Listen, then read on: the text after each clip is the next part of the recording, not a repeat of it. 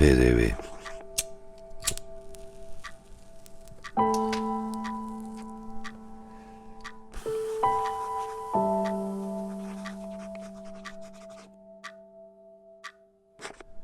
Porez na dodanu vrijednost.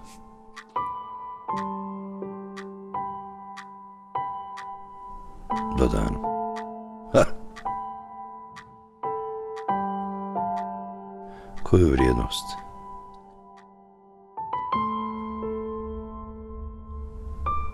Plaćam ga iz svog džepa. Unaprijed.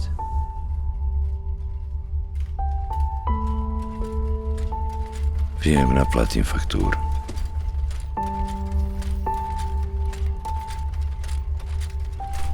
Kreditiram državu. Beskamatnim kreditom.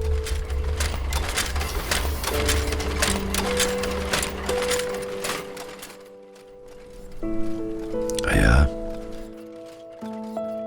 preživljavam na kredit.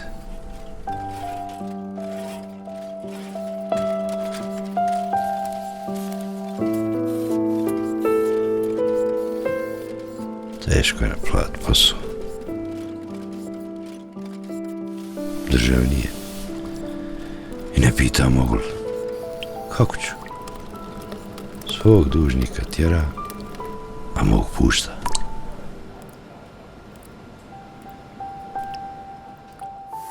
Mako da je problem sačkat. Lakše je njoj sačkat nek meni. Nategnut se nekako. Al dokle? Šta ćemo sutra? Hoću zatvorit, pa neće niko.